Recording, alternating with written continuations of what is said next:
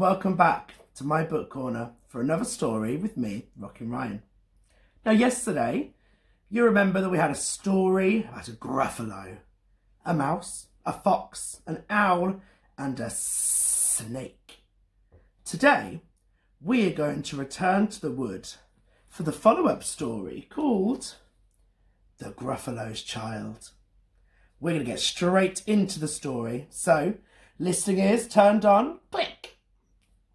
Let's get nice and snug and ready for our story, The Gruffalo's Child, again, by Julia Donaldson. The Gruffalo said that no Gruffalo should ever set foot in the deep, dark wood. Why not? Why not? Because if you do, the big bad mouse will be after you. I met him once, said the Gruffalo. I met him a long, long time ago. Oh, what does he look like? Tell us, Dad. Is he terribly big and terribly bad? I can't quite remember, the Gruffalo said. Then he thought for a minute and scratched his head. The big bad mouse is terribly strong, and his scaly tail is terribly long. His eyes were like pools of terrible fire, and his terrible whiskers are tougher than wire.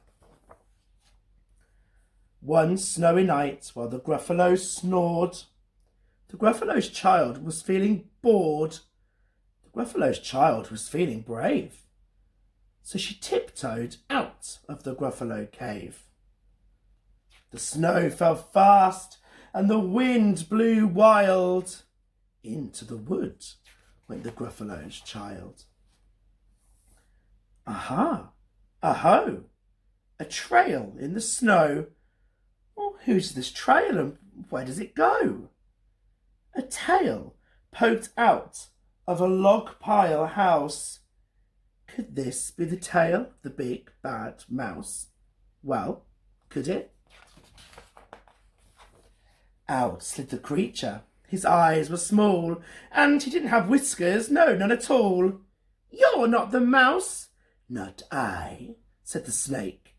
He's down by the lake eating Gruffalo cake. The snow fell fast and the wind blew wild. I'm not scared, said the Gruffalo's child. Aha! Aho! Marks in the snow. Well, whose are these claw marks and where do they go? Two eyes gleamed out of a treetop house. Could these be the eyes of the big bad mouse? Down flew the creature. His tail was short, and he didn't have whiskers of any sort. You're not the mouse. To-woo, not I, but he's somewhere nearby eating Gruffalo pie. The snow fell fast and the wind blew wild. I'm not scared, said the Gruffalo's child. Aha! Aho! A track in the snow. Well, who's this track and where does it go? Whiskers at last!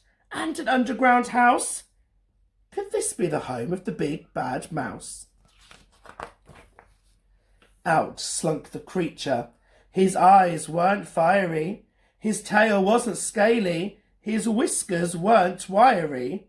You're not the mouse. Oh no, not me. He's under a tree drinking Gruffalo tea. It's all a trick, said the Gruffalo's child, as she sat on a stump where the snow lay piled. I don't believe in the big bad mouse, but here comes a little one out of his house. Not big, not bad, but a mouse at least. You'll taste good as a midnight feast. And look, I've even made a snow Gruffalo. Wait, said the mouse, before you eat, there's a friend of mine that you ought to meet. If you'll let me hop onto a hazel twig, I'll beckon my friend so bad and so big. The Gruffalo's child unclenched her fist. The big bad mouse. So he does exist.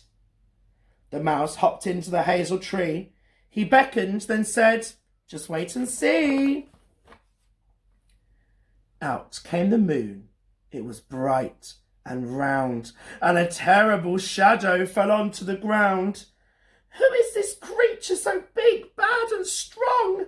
His tail and his whiskers are terribly long. His ears are enormous, and over his shoulder he carries a nut as big as a boulder." "The big bad mouse!" yelled the Gruffalo's child. The mouse jumped down from the twig and smiled. "Aha! Aho! Prints in the snow?